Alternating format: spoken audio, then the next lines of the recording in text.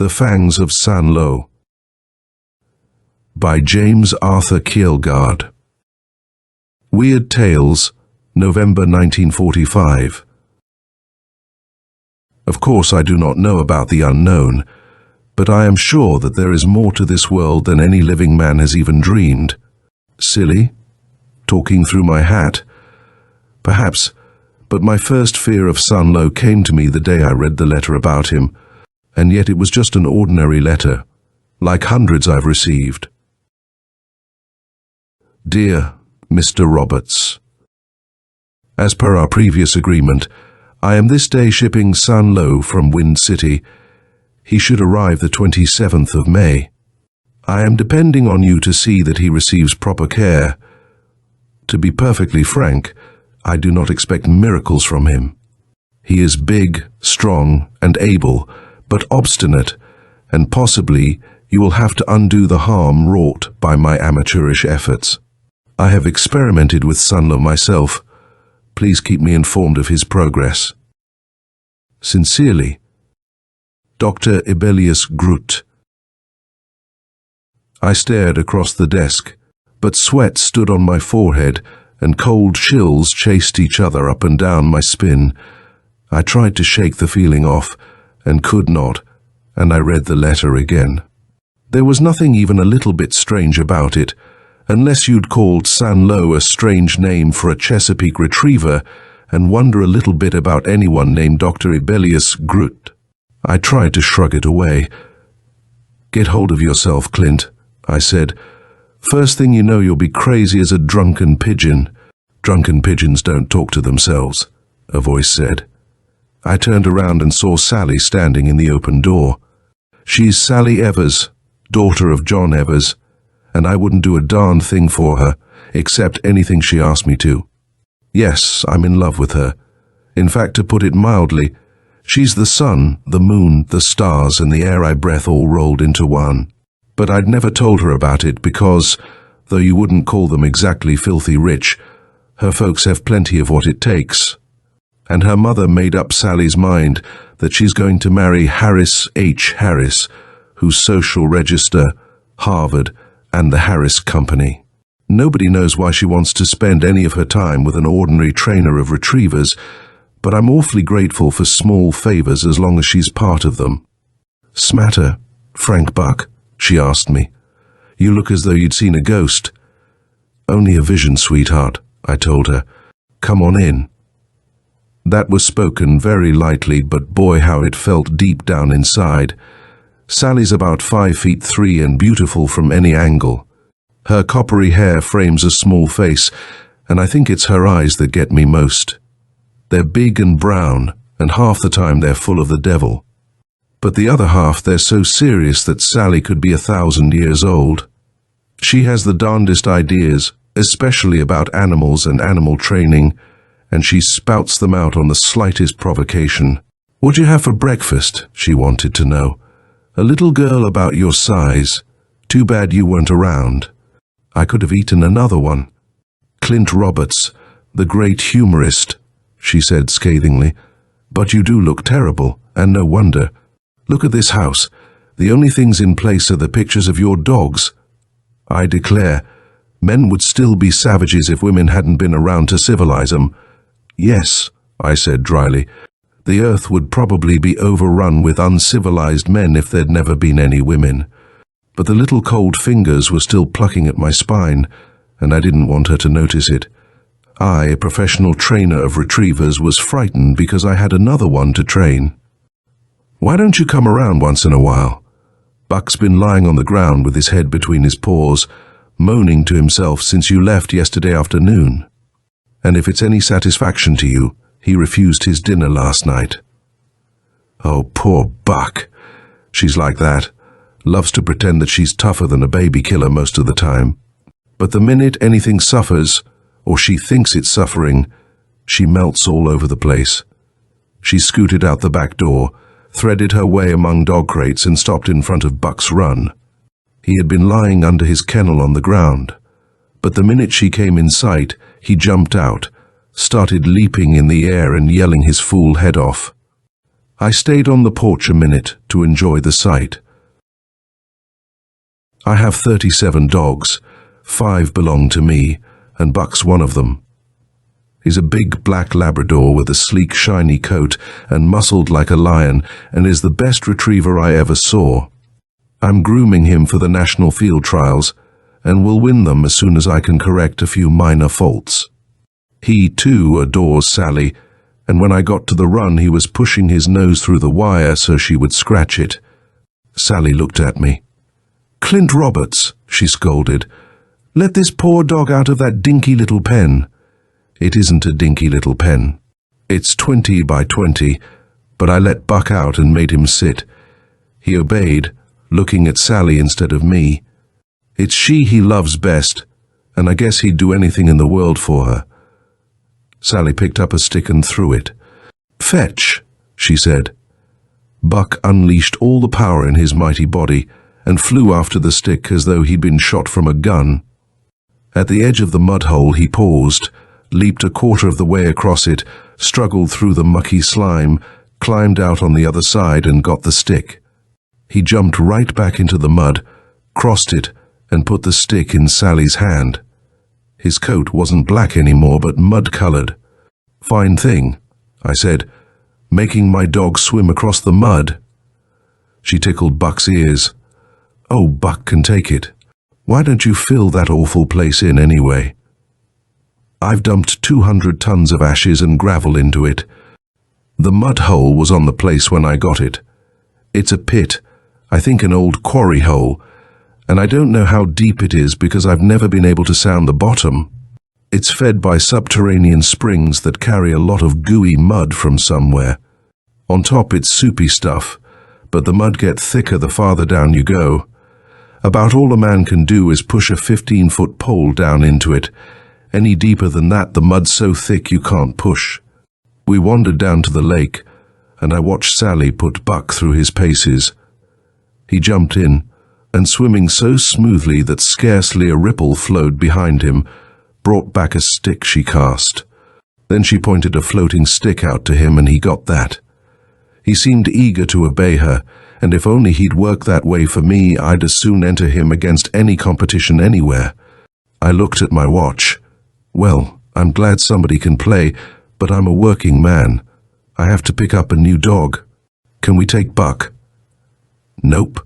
Gee, you're mean. But it's one of my rules that a new dog must come in as easily as possible. They're usually nervous anyway, after a long train ride and new surroundings, and taking another dog when I pick them up at the station only makes them more so. But I knew Sally couldn't resist having a look at a new dog any more than she can stop breathing. We locked Buck back in his run and left him moaning while we climbed into the pickup. "What is the new dog?" Sally asked. "A Chesapeake. His name's Tsan-Lo." Sally settled back in the seat and away we went. The train was just pulling out when we got to the station. We walked around to the express platform, and sure enough, there was my dog in his crate. I whistled. Whoever crated the dog either had a lot of money to waste or else wanted to be absolutely sure that Tsan-Lo didn't get out. He was in a tubular steel crate, reinforced at the corners with steel blocks, and the door had a double padlock on it. Dimly through the slats, I made out the dog lying down, and there was a big white sign riveted to the crate. "For Mr. Clint and Roberts, from Dr. Rebellious Groot." And again, for some unknown reason, the hair at the nape of my neck bristled and cold chills ran up my spine. Even as he stood crated on the station platform, there was something about Tsan-Lo like nothing in any dog I'd ever seen. It wasn't what he did, for he did nothing except lie in the straw on the floor of his crate. But what came out of that crate? I couldn't see it, but I could feel it. It was as though this dog was directing at everything else some invisible aura, some mysterious waves. And it was at that moment, for the first time in my life, that I felt hate. I do not mean that I hated, but I sensed that the air was charged with hate, viciousness, brutality, and concentrated fury in its most primitive and elemental form. It was emanating from the crate that housed Tsan-Lo. I shook my head, trying to shake such notions from it. Sober thought told me that the whole thing was silly. No dog was capable of the attributes with which I was crediting this one. But I could not shake it off, and unaccountably there rose before me a mental image of a papier-mâché creature I had seen in a museum. Tyrannosaurus, they had called it. A reconstruction of a monstrous prehistoric reptile with huge jaws and immense teeth. As I stood before it, my imagination had given it life, and I clearly remembered experiencing the same sensations I felt now. But it was still silly. What possible connection could there be between a prehistoric lizard and a Chesapeake dog? The one had become extinct long before man ever trod the earth. The other was a product of man. I had never seen the dog I could not handle, and I'd handle this one. I took a step forward, and was halted by the pressure of Sally's hand on my arm. "Clint, don't." I looked down at her. Her eyes were wide, and the little pulse in her temple throbbed furiously. I shivered. Sally is soft as a marshmallow when anything's hurt or needs her help, but I had never known her to shrink from a problem or lack some way of solving it. She's no coward, but her staring eyes and taut mouth revealed that now she was very much afraid. "Don't accept that dog," she whispered. "Send it right back." "Nonsense," I forced a laugh. It's not a dog, it's a monster," she breathed. "It hates me and would like to kill me. Can't you feel it?" Again the cold shivers ran up and down my spine, and my lips were suddenly dry. So she felt it too, and perhaps more strongly than I, since the dog's hate emanations seemed to be directed at her. But I still told myself that it was nonsense. Tsan-Lo might be a vicious dog, with a certain something about him that made his viciousness felt. He could be nothing else, and I had handled vicious dogs before. Sometimes, if they're carefully trained and watched, they make the best hunters. "What have you been eating?" I joked. "Clint!" Her fingers dug into my arms. "Do you know Abelius Grut?" "Why, he's a doctor." "He's more than that, Clint. He's been in 2 insane asylums and denounced by the Humane Society a dozen times for his cruel experiments on animals. He's been experimenting on Tsan-Lo. You'll be sorry if you take him. But I can't refuse him. I make my living training dogs. The least I can do is accept this one and tell Dr. Groot whether or not he's any good. After all, he's paying me $50 a month to find that out." She shook her head. "You're going to take him?" "I must, Sally. Put him in a good strong run. Never fear, he won't get away from me." I walked over to the crate and looked down at Tsan-Lo. He was a big yellow brute with a massive strong-jawed head and bigger than a Chesapeake ordinarily is. In fact, he was so big that he looked even a little malformed. His eyes were wide and yellow, and when he swung his head to look at me, I had to look away. For a moment, I was a little bit nauseated, and again I thought back to the papier-mâché Tyrannosaurus. But aside from looking at me, there was no response whatever from Tsan-Lo. No wag of the tail, no whine, none of the eager little manifestations with which crated dogs usually greet anyone who comes near them. I said, "Hi, San," but still there was no response. The dog swung his great head to focus his baliscic eyes on Sally, and for one split second I was almost tempted to take her advice and return him to Grut. If only I had, but I didn't. I backed the pickup to the crate, swung it on, and put the tailboard up. Sally was silent beside me as we drove home. It was not the silence she had affected on the way to the station when she hadn't wanted to talk, because talking would have spoiled the symphony of a spring morning. Now she was moody, thoughtful, and I could tell by her eyes that she was still afraid, and I could still feel the weird aura Tsan-Lo cast. But the first cold impact of that had worn off, and I was more than ever convinced that here was only an unusual dog which, no doubt, would have to be approached and trained by unusual methods. I drove the pickup into the yard and backed up to a run. Sally got out beside me, speculative, but said suddenly, "Look at Buck." I looked. Buck was standing in front of his kennel, feet braced and head down. His ruff was bristled, his lip curled back over white fangs. The dogs nearest Tsan-Lo were walking stiff-leggedly about. "Clint, you still have time to take that dog out of here," Sally said forcefully. "Ah," I scoffed. "It's only a dog." Just the same, I opened the run, lifted the crate down, sat it inside the gate, took the 2 keys that were wired to the padlocks, unlocked the door, and opened the crate. Tsan-Lo walked out, and without exposing myself at all to him, I withdrew the crate to close the run. Buck went crazy, leaping against the wire and snarling. He began to bark, and his eyes rolled whitely as foam dipped from his jaws. I called, "Buck, sit!" He continued to rage and claw at the wire, so overcome by fury or fear that at first he did not hear me.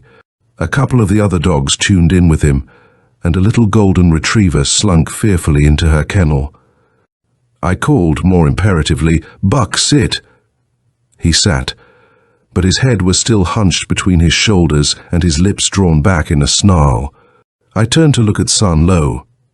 He betrayed no interest whatever in his new surroundings, merely walked to the center of the run, sat down, and turned his opaque eyes on Sally. She shrank from them and put both hands to her mouth. "Clint, I can't stand that dog. He'll kill me if he gets the chance." "Don't worry. He won't get the chance."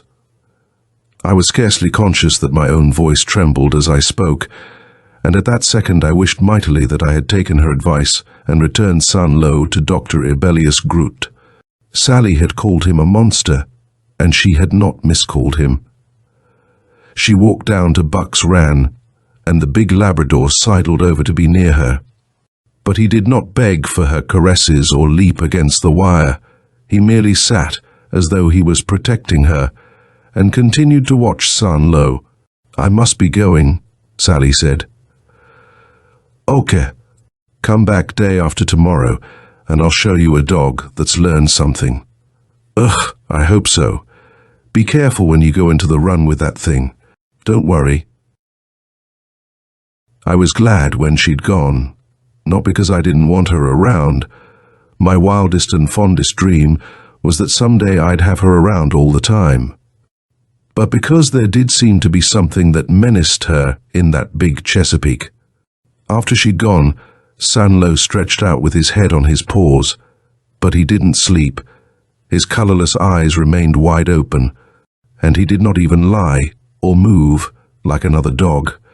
There was something about him very cold and very far removed from anything I had ever seen or sensed. He seemed an atavistic thing, and again I thought of the museum's dinosaur. But it was still only another dog, I assured myself stubbornly as I went into the house. And if I couldn't handle him, I'd have no business calling myself a dog trainer. Of course I couldn't guarantee to make a hunter out of him. Some dogs are no more capable of discharging the duties for which they've been created than are some men. But if I failed, I could always send him back to Ibelius Groot. I mixed the daily feed, and the first thing I noticed when I pushed the feed cart outside was Buck.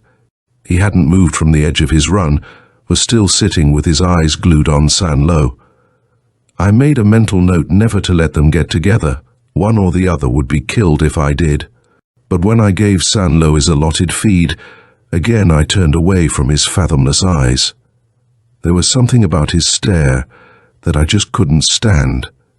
That night, Sally's roadster stopped in front of the house.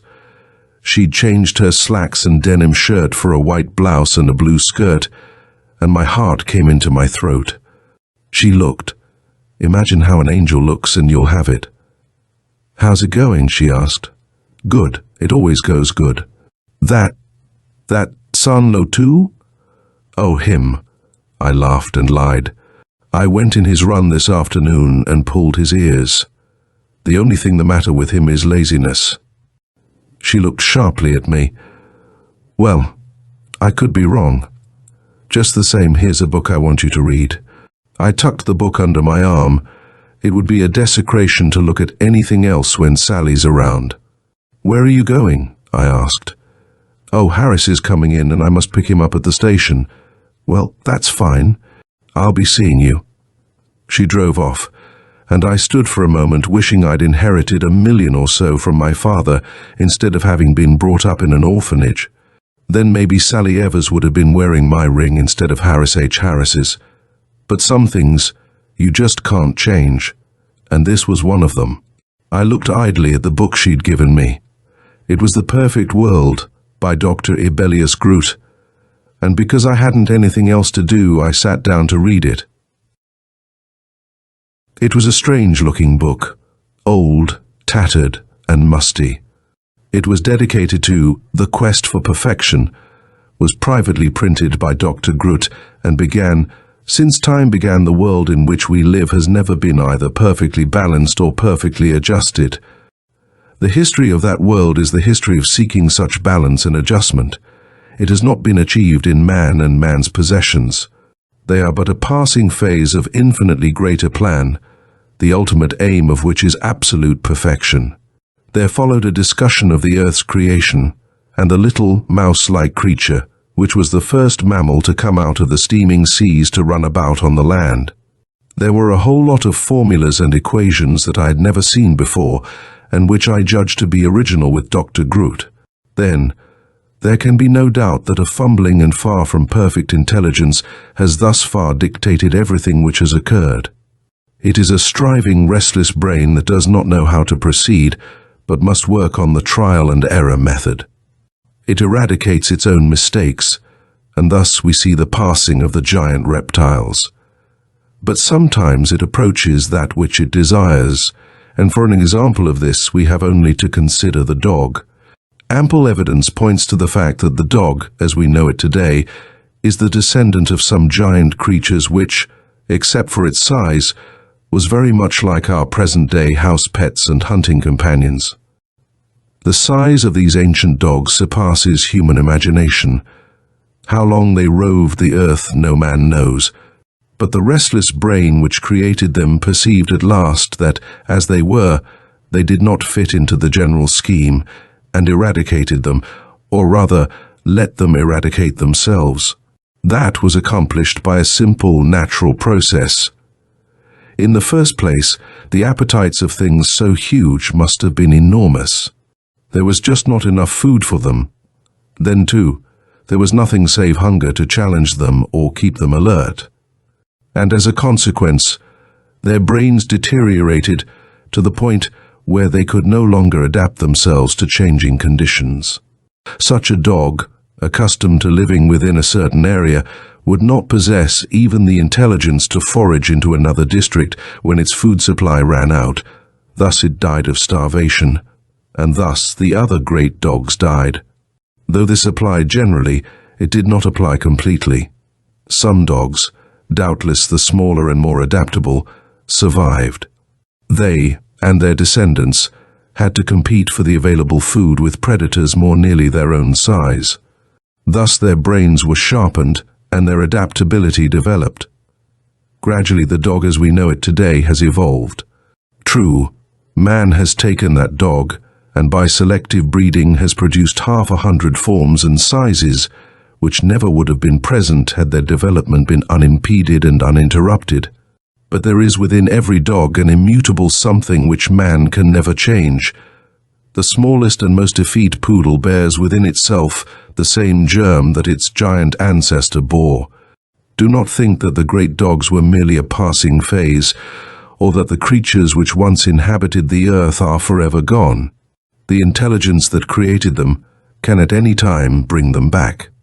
It would merely be, as I have proven to my own satisfaction, a matter of applying certain hormosomes and hormosome products. Tsan-Lo, the Chinese scientist, originated such applications. We can go backward as far as we care to go. Now, can we discover the secret of going forward? Can we?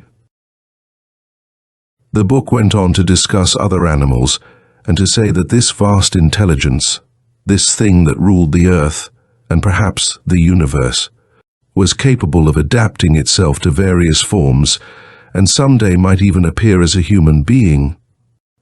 You couldn't help getting the impression in the closing paragraphs that that man had already been born in the person of one Ebelius Grut. Whew, no wonder they'd had him in 2 insane asylums. The miracle was that they'd ever let him out of either. But he was in Wind City, and I was here, and if he suddenly took it in his head to alter the universe, he'd probably start on subjects within reach. Besides, it was not up to me to question a man's sanity or his morals, but to train his dog. The next morning I went out to work Tsan-Lo. Nothing, as far as I could see, had changed. Tsan-Lo, his steady yellow eyes unblinking, lay on the ground. Buck watched him, maintaining a steady vigil where the big Chesapeake was at no time out of his sight. Except that they were a little quieter than usual, the other dogs were normal. With the training collar in my hand, I stood for a moment before the door of Tsan-Lo's run. And then I left it, ran away with the collar in my hand to some place where I could, on longer, see that yellow sphinx. I told myself that it was too early to begin. The dog should have time to adjust itself to its new home. But I knew the real reason. I was afraid, very much afraid. There was something about that immovable hellion to inspire fear. It was early evening before I screwed my courage up to the point where I could return. And, in addition to the training collar, I carried a baseball bat.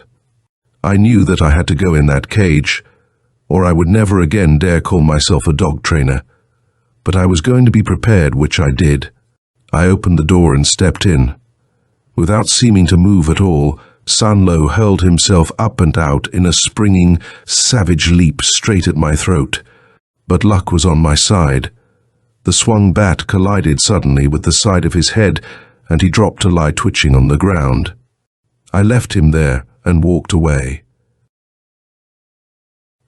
I was awakened the next morning by an eerie sense of something unreal and terrible. I fought to adjust myself and rose on the bed to peer out. I could see nothing except a yellow mass of something plastered against the window, and I fell back on the bed. Strangely, at the same time, I had a curious sensation of being both awake and in full possession of my senses, and in the grip of some awful nightmare. I was vaguely aware of a noise outside, and finally identified it positively as Buck's raging voice. There was a heavy, nauseous scent in my nostrils, but finally I shook myself awake and leaped out of bed. Just at that moment, the window shattered, and the terrible, complete reality of what was outside burst upon me with all the sharpness of a stinging whiplash. I tried to run, to escape from the bedroom into the kitchen and get my hands on the revolver I kept there. But the great jaws that were thrust through the open window opened and closed on my pajamas. I was dragged back through the window and dropped to the grass beneath it. I lay motionless there, unable to cry out, or move, or do anything except stare. Tsan-Lo stood over me, and even my most horrible nightmares had never painted a picture so terrible. As he squatted there, the top of his head touched the top of the second-story window. His yellow, expressionless eyes were big as saucers. He panted slightly, and the fangs over which his lips were curled were a full 6 inches long. His paws were the size of elephants' feet, and still all I could do was lie and stare. It had happened, as Ebelius Grut's book had said it could. Something, somehow. My shocked brain began to function, and for some reason I remembered an excerpt from Grut's letter. I have experimented on Tsan-Lo myself. He had. Indeed he had. And the tap on the head I had given Tsan-Lo last night had set in active motion all the hellish things with which Grut had been working. Tsan-Lo, with the brain of a killer, was bigger than the biggest Percheron stallion. Desperately I gauged my chances of doing anything at all. And then the dog moved. He reached down to rip my pajama coat from me, and a scrape of his immense paw carried away the trousers. I lay stark naked, and he dipped his head to gather me in his jaws. I felt his hot tongue on my belly, the roof of his mouth gritted on my back. I was to Tsan-Lo what a rabbit is to an ordinary Springer or Labrador. Had he so desired, he might have bitten me in half and swallowed me in 6 gulps. But he didn't. He hardly more than pinched, and it was not difficult to understand the reason for that. He was a retriever, undoubtedly one which had had some training, and they are taught to be tender-mouthed. Even though this one had reverted 400,000 years, he still was unable to forget the training that had been drummed into his brain. With my head, shoulders and arms dangling from one side of his jaws, and my thighs and legs from the other, Tsan-Lo began to trot away. I was half numb with terror, but still noticed hazily what went on about me. There was Buck, leaping against his run and trying to tear it down as he strove to close with this monstrous thing. A half-dozen of the other dogs, the braver ones, were likewise snarling and barking, but most of them cowered in their kennels. I saw Tsan-Lo's shattered run. Paying not the least attention to the other dogs, Tsan-Lo threaded his way among the kennels and started for the lake. Still only half conscious, but thinking with the detached clarity that a numbed man sometimes will achieve, I tried to fathom his design. Tsan-Lo entered the lake, waded out far beyond the depth where an ordinary dog would have been swimming, and struck across the deep water. It was then that I knew his intent. There was a woods on the other side of the lake. Tsan-Lo was a wild thing, and like all such wanted to eat his captured prey in solitude. We were 3/4 of the way across the lake when he suddenly opened his jaws to drop me. I heard a high-pitched, excited voice. "Buck, fetch!" I swam groggily, trying to keep my head above water, and turned to gaze at the shore. My blood froze in my veins. Standing on the shore, trim and slender and unafraid, was Sally. Tsan-Lo swam toward her, with his head high, churning the water and leaving a curling wake behind. I screamed, "Sally, run! For God's sake, run!" Buck's silky black coat shone like a polished mirror as he sprang into the lake. I saw Tsan-Lo gain the bank, bear down on Sally. I tried, with all the strength I had left, to swim toward them, to reach her side before that horror did. But even as I swam, I knew that it was hopeless, and something seemed to have hold of me now, something that gripped my limbs and dragged me back into the water. The bright morning faded into night. When I awakened, I was lying on the lake shore, with my head pillowed on Sally's lap. I looked up into her eyes and saw tears there. "Clint, darling," she moaned. I moved then. I think that word from Sally would have brought me back from the dead. What happened? "Clint," she kissed me then. "You're alive. What'd you call me?" "Darling," her eyes were shining. "What about Harris H. Harris?" "He told me last night that he's going to marry Lucy Stanner, of the banking Stanners. But I like dogs. And dog trainers." "Tsan-Lo?" "He fell in the mud hole, Clint. I ran down this morning when I heard Buck raising the fuss. I saw that Tsan-Lo had broken out of his pen, and that you'd broken your bedroom window when, in the grip of a nightmare, you left your bed. I sent Buck to bring you out of the lake. Tsan-Lo attacked me, but I was on the other side of the mud hole, and he tried to cross it. But he went down. He was big as a horse," I murmured. "Clint, darling, you're still dreaming. I always knew you needed a woman to take care of you." I need some clothes," I said. Sally smiled. "The care's already started, Clint. I got some trousers from the house and put them on you. That's about all. Except that when I wrote to tell Dr. Ebelius Grut of Tsan-Lo's death, I received word that Grut had been found dead in his office. That was 3 years ago, and Sally's Mrs. Roberts now. We live here and train retrievers, and we're doing all right too." Little Sally, she's the image of her mother, and I hardly know which one to love the most. Of course, there is one other item worth mentioning, and you have to remember that there was never yet a situation with which Sally was unable to cope. For instance, if she could possibly arrange it, her husband would look back on some things as just a terrible fantasy, and never as reality. After all, I have to work with dogs. but I finally had the mud hole drained. They took a skeleton out of there, a skeleton of a huge dog that scientists said was at least 250,000 years old. It made quite a stir in the papers. Then, too, I'd always been of the opinion that any ordinary dog could easily have crossed that mud hole. But if something weighing 3,000 pounds ever fell into it, I didn't say anything. There are times when it's just as well not to. End of the Fangs of Tsan-Lo by James Arthur Kjelgaard.